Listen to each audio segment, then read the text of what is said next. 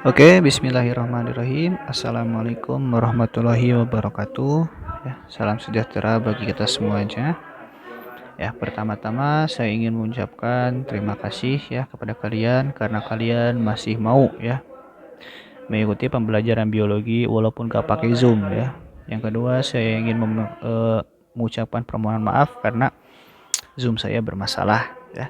Oke, walaupun seperti itu tidak menyurutkan semangat kita untuk belajar ya mengenai bab 2 mengenai enzim dan metabolisme ya. Oke, apa itu enzim? Apa itu metabolisme ya? Enzim merupakan protein yang bertindak sebagai biokatalisator ya. Lalu senyawa protein ini juga bisa melaksanakan proses katalisis ya. Jadi intinya enzim itu merupakan molekul protein yang berfungsi untuk mempercepat suatu reaksi kimia di dalam tubuh kita ya. Sedangkan metabolisme ya merupakan suatu proses ya, suatu proses pada tubuh kita ya, yang berfungsi untuk mempertahankan kehidupan organisme ya. Proses apa? Itu adalah proses kimiawi ya. Jadi dalam tubuh kita itu juga terdapat suatu proses kimiawi ya yang berguna untuk makhluk hidup dapat bisa eksis ya, tetap bertahan hidup. Ya, oke. Ini adalah tujuan pembelajaran kita ya, menjelaskan pengertian enzim, membedakan proses katabolisme dengan anabolisme ya, proses respirasi aerob anaerob apa, dan juga menjelaskan pengertian fotosintesis dan prosesnya seperti apa ya. Oke, kita pada pertemuan ini kita akan fokus ke menjelaskan pengertian struktur dan juga cara kerja enzim seperti apa. Oke. Nah, ini merupakan bagian konsep daripada enzim itu sendiri ya.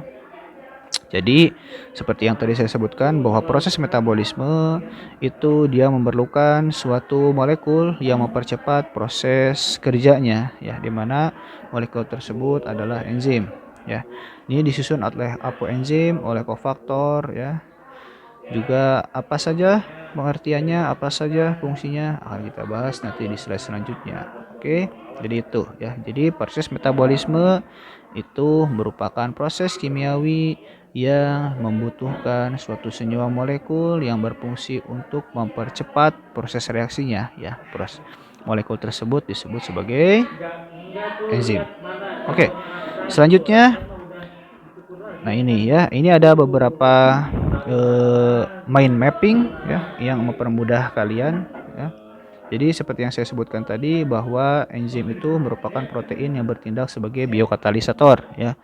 Jadi biokatalisator itu adalah zat yang berfungsi mempercepat reaksi tanpa ikut bereaksi ya. Jadi si enzim itu dia mereaksikan tanpa ikut bereaksi ya. Itu yang dimaksud dengan biokatalisator. Lalu ada komponen enzim ya. Komponen enzim ini dia ada apoenzim ya. Apoenzim yang dimana komponen bagian daripada enzim yang tersusun atas protein. Ada bagian kofaktor ya, bagian enzim yang tersusun atas non protein. Lalu ada cara kerja enzim ya. Ada cara kerja enzim ini akan dijelaskan dengan dua teori. Ada teori gembok dan kunci, ada teori kecocokan dan yang tereduksi ya. Lalu ada faktor-faktor nih yang mempengaruhi kerja enzim, ada suhu, ada pH, ada aktivator, ada inhibitor ya. Ada konsentrasi enzim dan substrat. Nah, ini akan kita bahas di slide selanjutnya. Lalu ada sifat-sifat enzim ya. Yang pertama, enzim tersusun atas protein ya. Lalu bekerja secara spesifik ya. Jadi tadi sifatnya seperti gembok dan kunci. Nah, akan kita jelaskan lebih lanjut nanti di slide selanjutnya. Nih, berfungsi sebagai katalisis ya. Katalisis itu adalah zat yang mempercepat laju reaksi kimia ya pada suhu tertentu ya. Jadi suhu itu sangat mempengaruhi dalam proses aktivasi dan proses kerja enzim ya. Lalu di sini diperlukan hanya sedikit dalam tubuh ya. Jadi gak usah banyak-banyak ya. Enzim itu cukup dibutuhkan sangat sedikit saja, cuman konsentrasinya boleh banyak ya itu. Lalu bekerja bolak-balik ya. Apa maksudnya ya bekerja bolak-balik itu? Jadi enzim ini umumnya dapat bekerja secara bolak-balik, yang artinya adalah suatu enzim dapat bekerja menguraikan suatu senyawa menjadi senyawa semua yang lain, ya. Dan sebaliknya, dapat pula enzim itu bekerja menyusun senyawa-senyawa itu menjadi senyawa yang semula, ya. Nah, itu. Lalu yang terakhir adalah dipengaruhi oleh faktor lingkungan, ya. Tadi ini faktor-faktor ini, ya, suhu, pH, aktivator, dan lain-lain. Oke, itu untuk penjelasan dari mind map. Nah, sekarang kita ke komponen enzim. Ya, komponen enzim tadi seperti yang saya sebutkan ada bagian yang komponen apoenzim, ya, yang tersusun atas protein, ya. Nah, dia itu bersifat termolabil, ya. Jadi perubahan bentuknya atau sangat dipengaruhi oleh suhu tadi, ya. Jadi si enzim ini sangat sekali dipengaruhi oleh suhu, makanya bersifat termolabil. Lalu ada bagian kofaktor, ya, bagian enzim yang dia tersusun atas non-protein. Antara lain ada bagian ion organik, ada ion anorganik, ada koenzim, ada gugus prostetik, ya. Ion organik contohnya adalah vitamin, ion organik adalah contohnya adalah magnesium dan tembaga, ya. Sedangkan koenzim merupakan gugus yang ikatannya tidak kuat, ya. Ya, jadi gugus yang ikatannya tidak kuat, ya, dan mudah dialisis, ya. Itu adalah koenzim, ya. Jadi dialisis itu merupakan proses perpindahan molekul terlarut dari suatu campuran, ya, yang terjadi akibat difusi. Jadi contohnya misalkan di dialisis itu misalkan kita punya air, ya, punya air, garam misalkan. Nah, proses dialisis itu adalah memisahkan air dan garamnya, ya. Jadi air dan garamnya menjadi molekul-molekul yang sangat rentan, ya. Itu, ya. Lalu ada gugus prostetik. Kalau gugus prostetik ini kebalikannya, ya. Gugus ini merupakan gugus yang terikat kuat pada enzim, ya. Gugus bagian non protein yang sangat kuat sekali melekat pada enzim dan tidak mudah terurai. Kalau tadi si koenzim itu adalah gugus yang mudah terurai, ya. Sedangkan si gugus prostetik ini merupakan gugus yang sulit terurai, ya, atau tidak mudah terurai. Nah, ketika si apoenzim, ya, ini bergabung dengan si kofaktor, ya. Ini ketika mereka keduanya ini bergabung, ya, nanti akan menghasilkan suatu komponen kompleks yang disebut sebagai holoenzim, ya. Itu penjelasannya. Selanjutnya, nah, ini cara kerja enzim, ya. Jadi cara kerja enzim itu melewati suatu reaksi kimia, ya. Saya ulangi, jadi cara kerja enzim ini melewati suatu reaksi kimia yang memiliki tahapan-tahapannya. Yang pertama adalah sihat, ya. Jadi si enzim tadi kan tersusun atas tersusun atas substrat, ya, pertama. Lalu yang kedua tersusun atas enzim tadi, ya. Di dalam enzim tadi ada yang bagian yang tersusun atas protein, ada yang tersusun atas bukan protein juga, ya, itu. Nah, mereka ketika bergabung, ya, si substrat dan enzim bergabung, maka akan membentuk yang namanya kompleks enzim, ya. Kompleks enzim, ya. Dimana ketika jadi tahap pertama itu adalah substrat dan enzim, ya, dia bersatu melalui sisi aktif ini menjadi suatu kompleks substrat, ya. Nah, setelah kompleks substrat ini terbentuk, maka akan terjadi fase kedua, ya, modifikasi. Ginilah untuk mempermudah mah. Jadi, fase pertama, ya. Ini fase pertama adalah terbentuknya kompleks enzim, ya. Jadi fase yang pertama itu adalah terbentuknya kompleks enzim, ya, dari substrat dan enzim melalui sisi aktif, ya. Ini bentuknya, ya. Ini, ya. Lalu setelah mereka membentuk kompleks enzim, ya, dia akan membentuk yang namanya modifikasi, ya. Jadi ketika dia menempel, ini yang kedua, ya, ini akan ada yang namanya modifikasi, ya. Kalau misalkan yang kalau misalkan ini yang satu ini tadi adalah membentuk kompleks, ya. Kompleks ini ada 2 modifikasi ya. Jadi saya ulangi lagi, tahapannya pertama adalah kompleks enzim ya, membentuk kompleks enzim. Nah, setelah kompleks enzim itu terbentuk, maka dia akan memodifikasi substrat ya.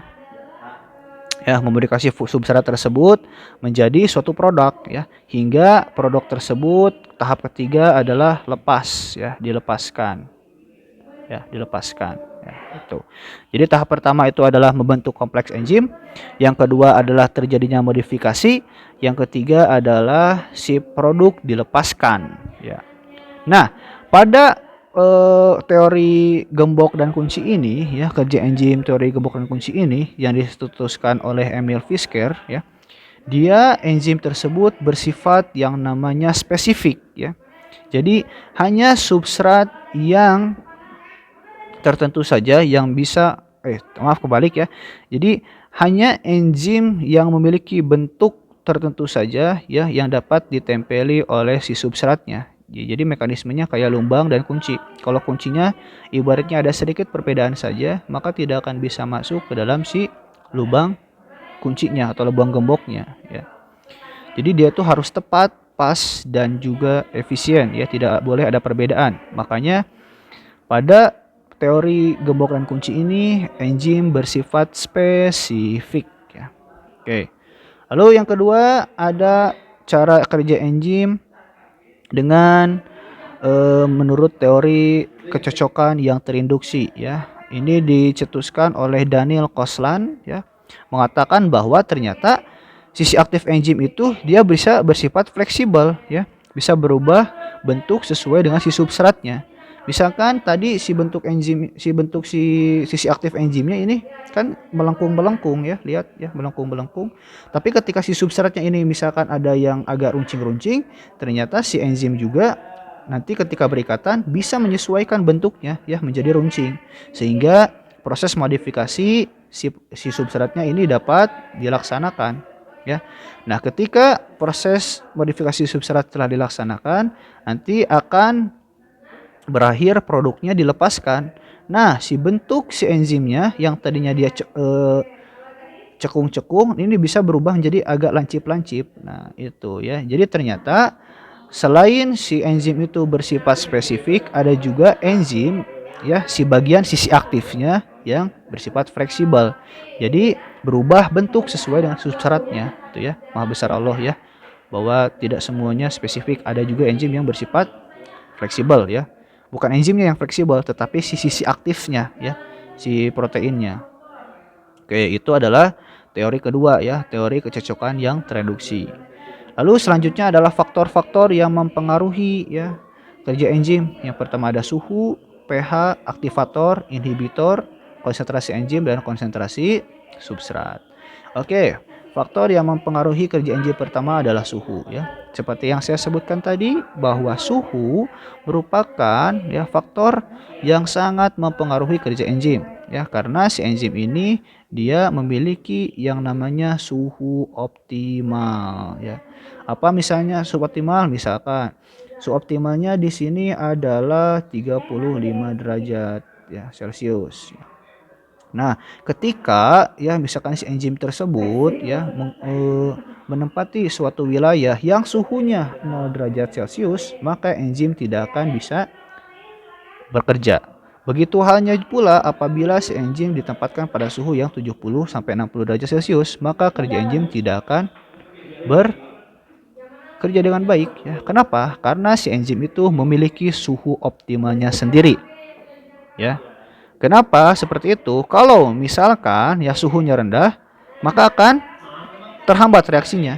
Begitu pula apabila si suhunya ini terlalu tinggi, maka akan terjadi yang namanya denaturasi protein ya. Apa denaturasi protein itu? Jadi denaturasi protein itu merupakan perubahan bentuk dan fungsi si proteinnya ya, sehingga si protein tersebut tidak dapat melaksanakan prosesnya dengan baik ya. Nah, apakah denaturasi protein itu hanya terjadi pada enzim saja? Tidak ya. Jadi pada kehidupan sehari-hari saja kita misalkan sedang memanaskan atau sedang merebus telur ya.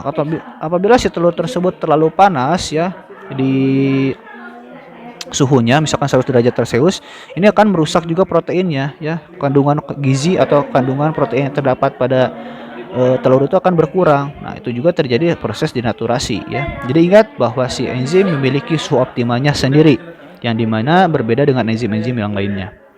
Ya, oke. Yang kedua adalah pH ya. Jadi pH juga sangat berpengaruh terhadap kinerja enzim sama seperti suhu tadi. Kalau si pH ini dia lebih mempengaruhi sisi aktif si proteinnya, si enzimnya. Ingat ya tadi bahwa pada protein itu ada bagian substratnya, misalkan, ya, ada bagian si enzimnya. Di sini misalkan si enzim, ini masih kan si substrat. Nah, di sini saya kasih tanda X ya. Nah, si X ini disebut sebagai sisi aktifnya, si aktifnya. Nah, ketika si pH-nya ya di sini ini si pH-nya tidak sesuai ya, maka akan mengakibatkan sisi aktif ini berubah ya. Sehingga si enzim dan juga si substrat ini tidak akan bisa berikatan ya itu. Jadi pH juga dia memiliki pH optimumnya. Oke, lanjut. Ini ada aktivator dan inhibitor ya. Jadi ada dua hal juga yang mempengaruhi kinerja enzim ya. Ada yang mempermudah ya si enzim atau aktivator, ada yang justru menghambat ya. Kalau misalkan molekul yang mempermudah kinerja enzim disebut aktivator, sedangkan molekul yang menghambat kinerja enzim disebut inhibitor ya. Nah, inhibitor ini ada dua jenisnya ya. Ada yang kompetitif, ada yang non kompetitif. Nah, ini kita akan gambarkan dengan yang namanya kurva juga ya. Jadi ini aktivitas enzim, ini jumlah inhibitor ya. Jadi sangat saling mempengaruhi ya. Apa tadi yang membedakan antara inhibitor kompetitif dan inhibitor non kompetitif? Oke, kita lihat. Nah, ini di sini ada yang namanya ada gambar mengenai inhibitor kompetitif dan juga inhibitor non kompetitif ya. Jadi kalau misalkan inhibitor kompetitif ini ya, di mana si inhibitornya nih dia bersaing dengan si substratnya ya. Ya, untuk apa? Untuk berikatan dengan si enzimnya ya, itu. Di mana dia itu ya si inhibitor ini menempati si sisi aktifnya ya. Jadi mereka ini si inhibitor dan juga si substrat ini mereka bersaing ya dengan satu sama lain itu di sisi aktif enzimnya. Untuk apa? Untuk berebut si enzimnya untuk berikatan ya. Jadi berebutkan ya. Jadi diperebutkan oleh dua orang. Nah, otomatis apa? Ketika mereka berebut ya, ketika si inhibitor ini dia menempati sisi aktif enzim, akan mengakibatkan si enzim dan si substrat yang harusnya berikatan ya, yang ini harusnya berikatan, tapi tidak jadi berikatan ya, sehingga memperlambat atau menghambat kinerja enzimnya gitu ya. Itu untuk pengertian inhibitor kompetitif ya. Sedangkan inhibitor non kompetitif itu dia memang tidak menghalangi ya. Dia tidak menghalangi sisi aktif enzimnya, dia tidak masuk ke sini. Cuman dia masuk di bagian lain di si substratnya ya. Ketika si substratnya nih di bagian lain substrat ini diisi oleh si inhibitor non kompetitif, maka akan mempengaruhi bentuk sisi aktifnya ya. Lihat, yang tadinya ini bentuknya lebar tapi jadi sangat kecil. Ketika terjadi perubahan bentuk substrat, maka otomatis enzim tidak bisa nempel ya, tidak bisa menempel, tidak bisa berikatan ya, yang mengakibatkan kerja enzim jadi terhambat ya. Jadi dua-duanya ini sangat menghambat ya. Mau yang ada di sini ya, yang ini langsung menghambat langsung ya dengan menghalangi ruangannya, ada yang juga masuk ke sini yang mengakibatkan perubahan bentuk ruangannya ya. Itu jadi bedanya ya. Semoga dapat dipahami. Lalu nih ada konsentrasi enzim ya. Jadi si enzim itu misalkan walaupun dia jumlah cuma satu ya, misalkan kalau cuma sedikit, tapi kalau konsentrasinya misalkan konsentrasinya 70%, ini akan mempercepat reaksi atau konsentrasi si enzim ya, pakai cepat ya. Jadi dia tuh maksimal kinerjanya ya. Berbeda kalau misalkan ada dua enzim ya, yang apabila dia ditambahkan cuman maksimalnya jadi 50% ya. Ini tidak akan bisa mempercepat ya. Justru akan memperlambat proses kinerja enzim ya. Jadi walaupun jumlahnya cuma satu ya, tapi konsentrasinya gede, maka akan mempercepat reaksi tersebut. Oke.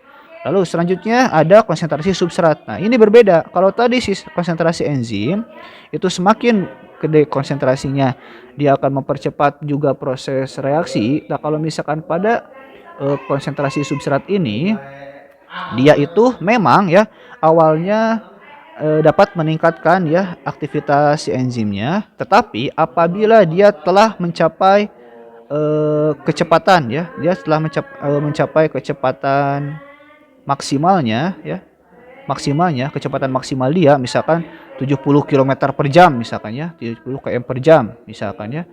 Itu ketika dia sudah mencapai ini titik ini, maka dia akhirnya akan terjadi yang namanya stagnan ya, konstan. Jadi nanti kecepatannya jadi konstan gitu ya.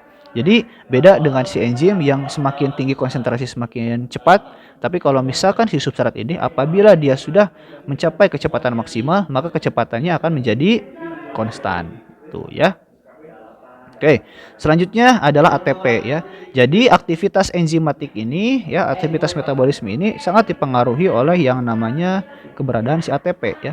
ATP adalah singkatan dari adenosin trifosfat ya. Ini adalah rumus kimianya ya, gak usah dihafal ya. Gak usah dihafal, cukup tahu aja ya. Lalu dia ini bersifat energi ya. Jadi dia tuh merupakan komponen yang berenergi ya. Dia terdiri atas 3 molekul fosfat ya. Jadi dia tuh bisa berkurang juga ya gugus fosfatnya. Yang tadinya 3 bisa jadi 2. Jadi adenosin difosfat juga bisa ya. Nah, jadi lepasnya ya, ketika lepasnya ikatan tersebut ini atau misalkan pembebasan energi, jadi satu ATP itu dia bisa menghasilkan 7,3 kilokalori ya per mol atau 30,5 kilojoule per mol ya. Ini reaksinya juga dapat dibalik ya. Bisa ATP sama dengan ADP plus P atau ADP plus W sama dengan ATP ya sama. Lalu sintesis ATP ini ya, sintesis ini merupakan dapat didapatkan atau dapat dihasilkan dari proses fotosintesis ya itu. Jadi untuk pertemuan sekarang dan apa yang sekalian catat itu cukup sampai di sana saja penjelasannya. Silahkan untuk yang lain dibaca ya, dibaca lagi untuk pertemuan selanjutnya mengenai metabolisme ya. Silakan dibaca, cukup dipelajari saja. PPT-nya sudah saya kasih ya. Demikian, semoga dapat bermanfaat. Saya tutup. Wabillahi taufiq wal hidayah. Wassalamualaikum warahmatullahi wabarakatuh dan selamat pagi.